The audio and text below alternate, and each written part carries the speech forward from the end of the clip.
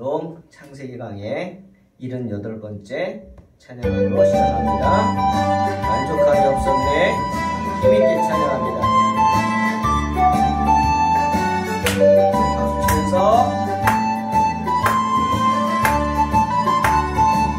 사람을 보며 세상을 볼 때 만족함이 없었네. 나의 하나님 그분을 뵐 때 나는 만족하였네. 저기 나는 태양을 보라. 저기 서 있는 산을 보아라. 저기 지으신 그 여호와 나를 사랑하시니 나의 하나님 한 분만으로 나는 만족하였네. 사람을 보며 세상을 볼 때 만족함이 없었네.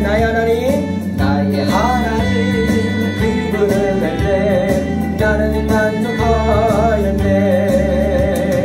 동남풍아 불어라. 서북풍아 불어라. 다시마 때문에 갚아 예수 향기 달리 할렐루야 아멘.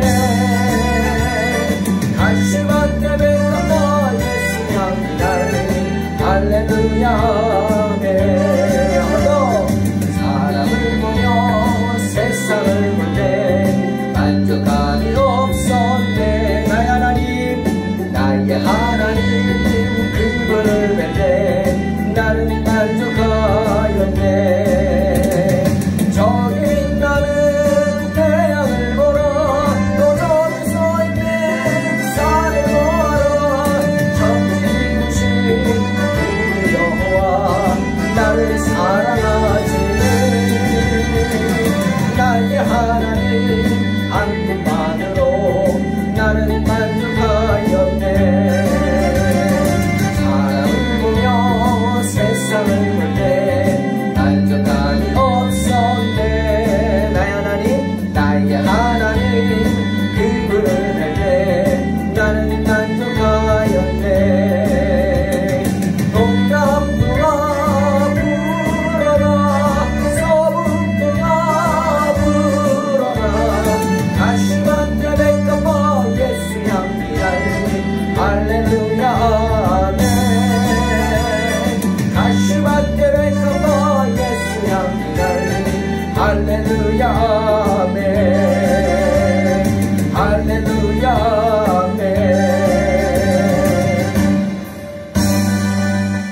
아멘. 주님을 찬양합니다. 창세기 15장 17절로 21절입니다.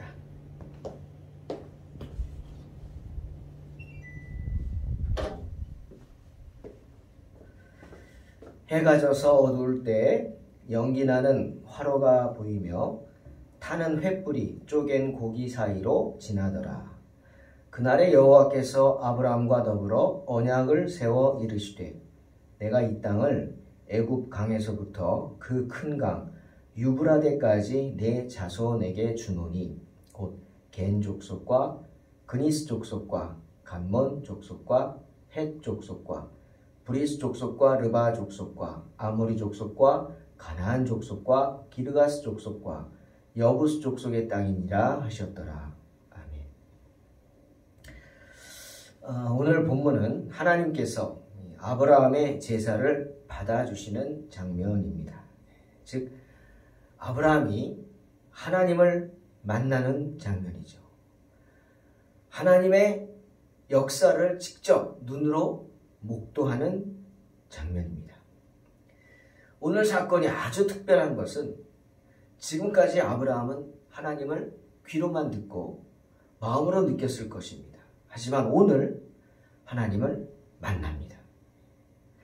말로만이 아닌 실제로 자신의 두 눈으로 하나님께서 자기가 드리는 제사를 받아주시는 것을 목도합니다. 때문에 특별하죠. 하나님은 아주 특별한 방법으로 그리고 아브라함이 기대하는 방법으로 응답해 주셨습니다.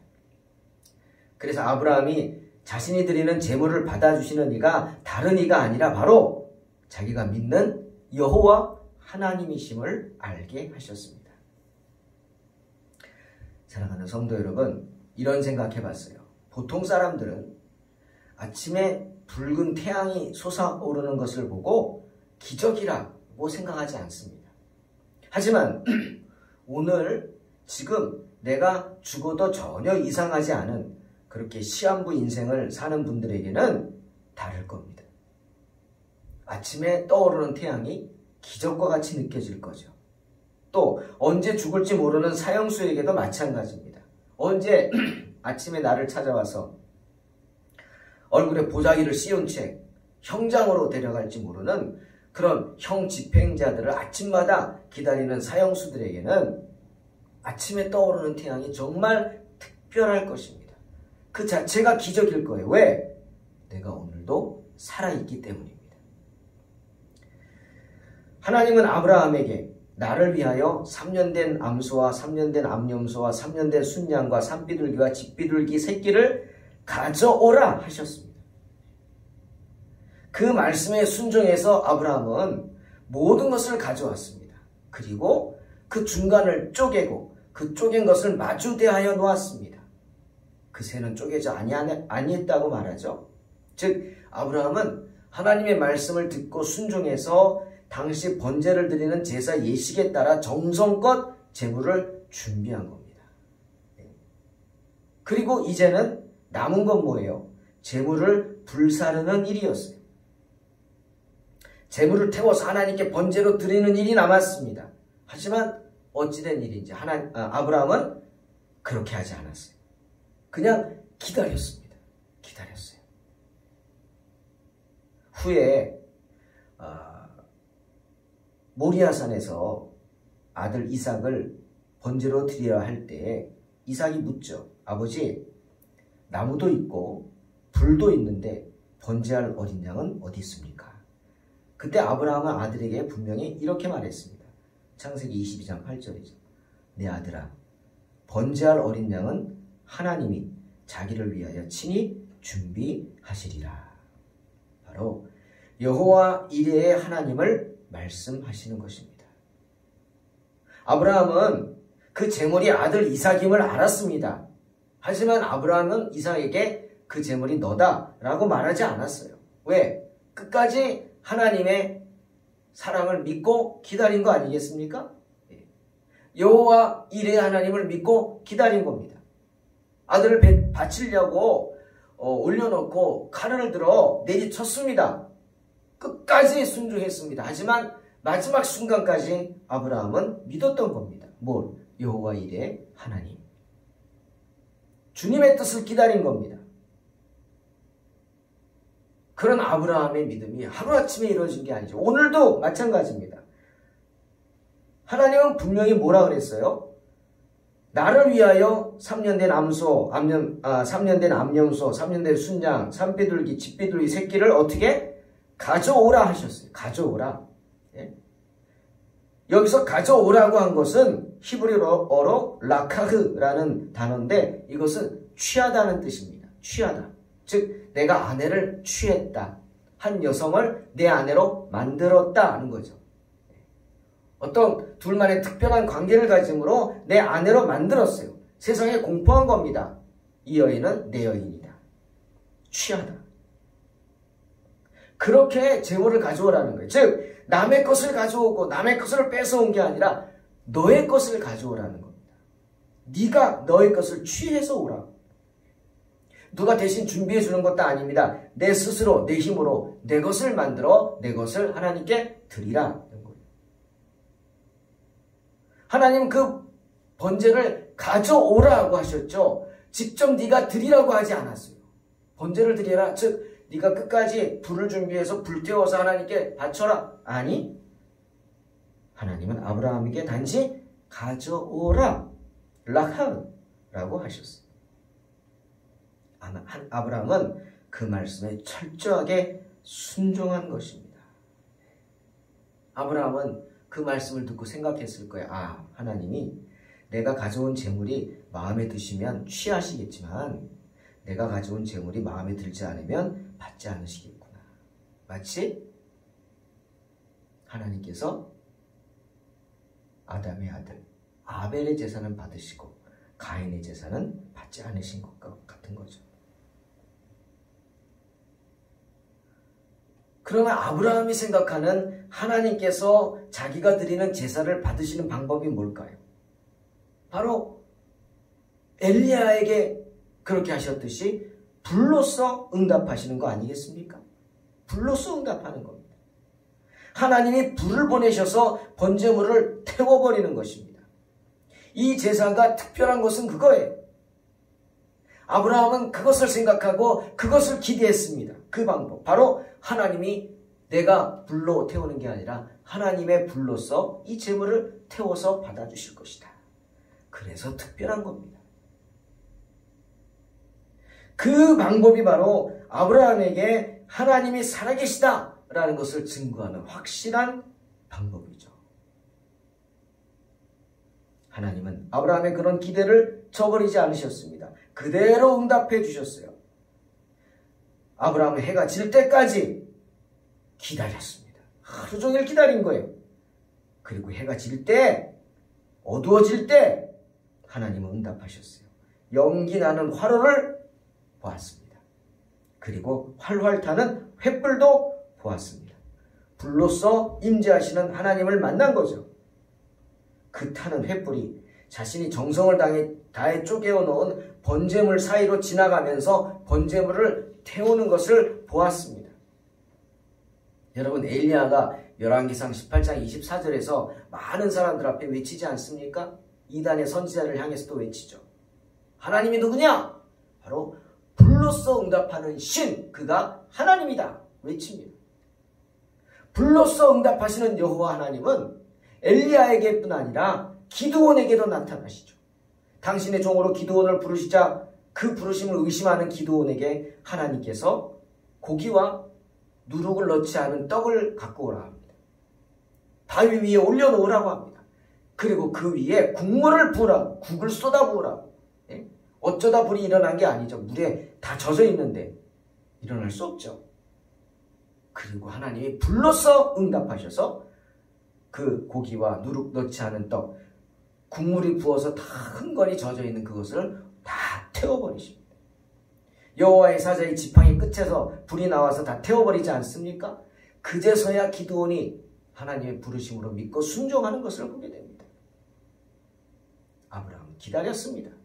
하나님의 응답을 기다렸습니다. 그래서 불을 준비하지 않고 하늘에서 불이 떨어지기를 기다리는 거예요. 그래서 그것이 아브라함에게는 기적인 것입니다.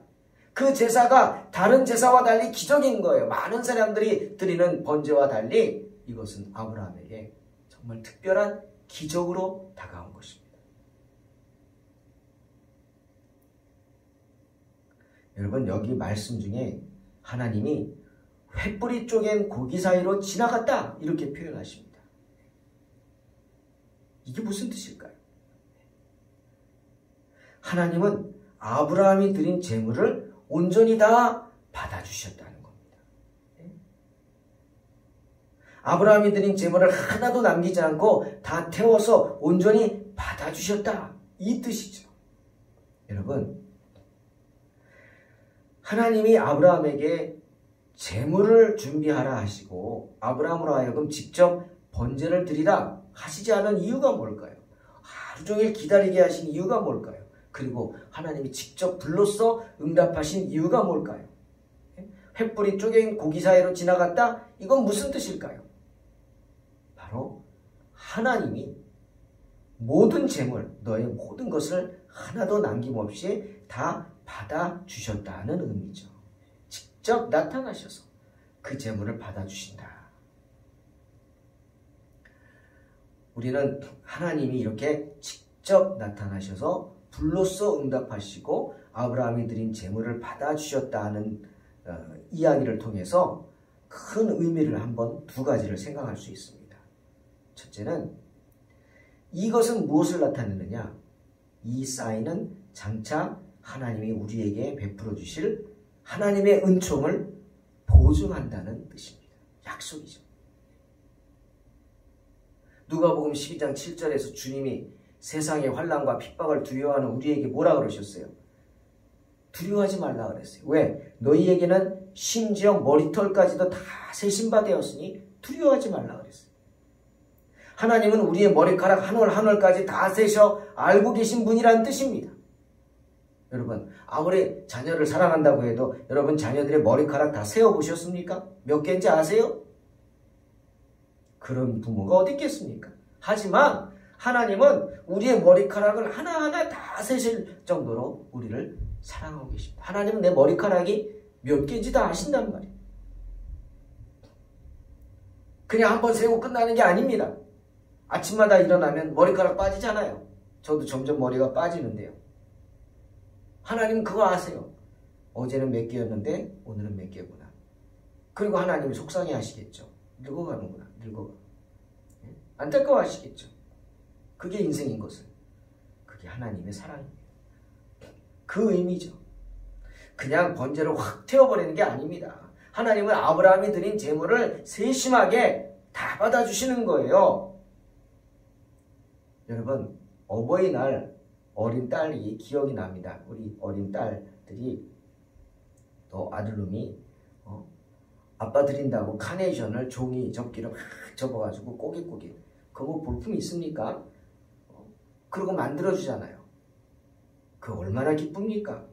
그 볼품도 없는 걸 애들이 만들어줬다고 양복에다 꽂고 나가서 자랑했던 그런 기억도 납니다.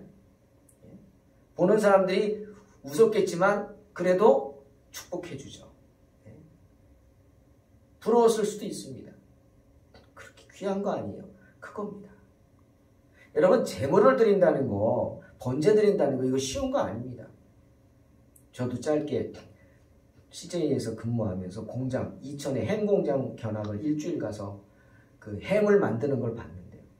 와, 정말 물론 도살장에서 잡아온 겁니다. 내장 다 뺀 겁니다.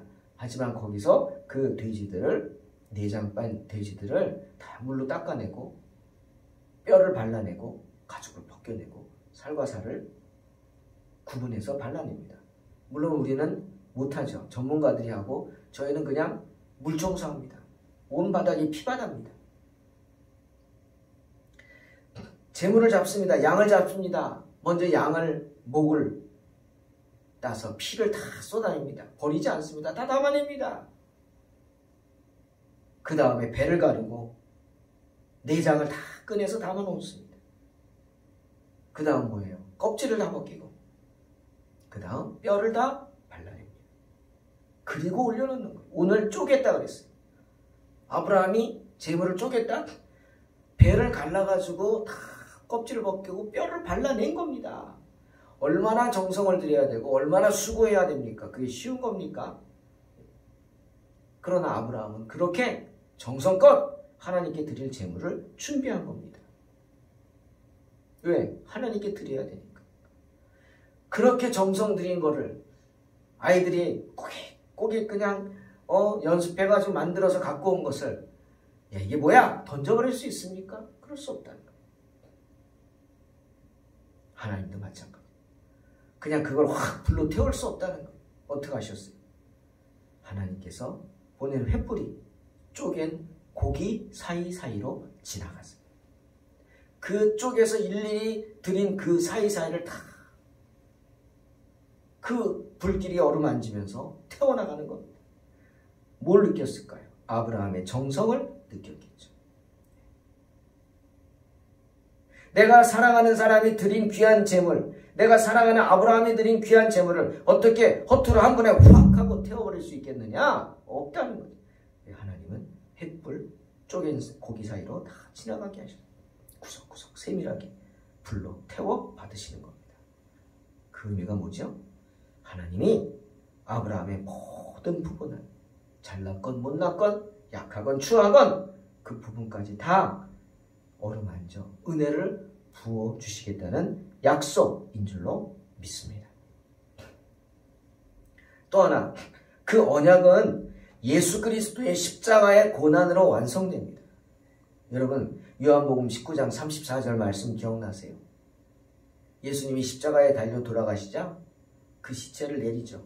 해가 지기 전에 내려야 되니까 율법에 따라 내린 그 시신 옆에 가서 그 십자가에 달려있는 돌아가신 걸 확인한 로마 군인이 어떻게 합니까? 시신을 내리기 전에 어떻게 하죠?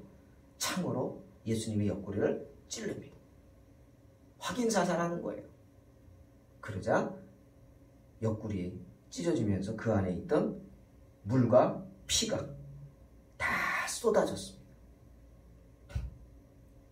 예수님 몸 안에 마지막에 고여있던 그 피가 다 쏟아졌어요. 피 한 방울까지도 다 쏟아졌어요.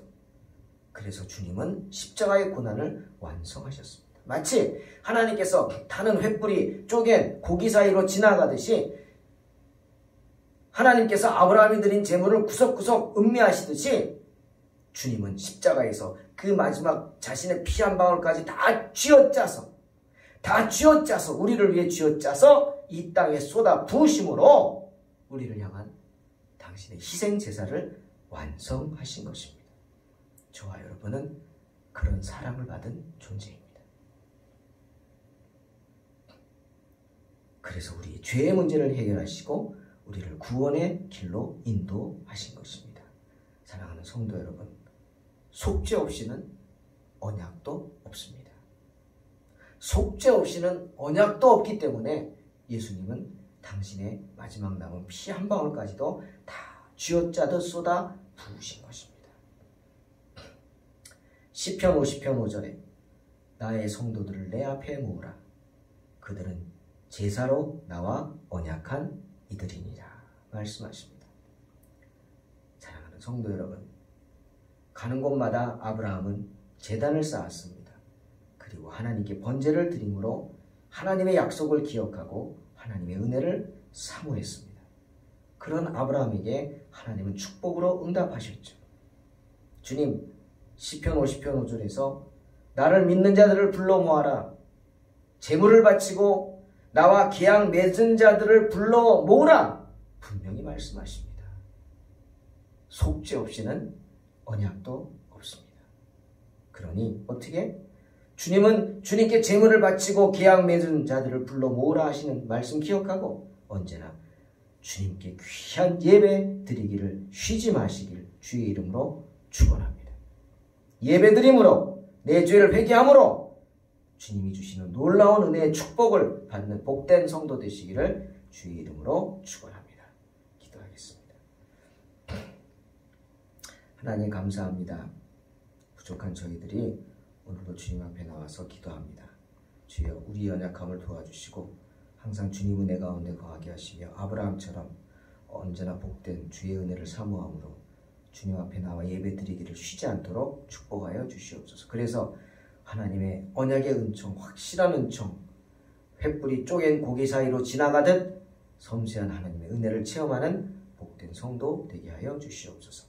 예수님의 이름으로 기도하옵나이다.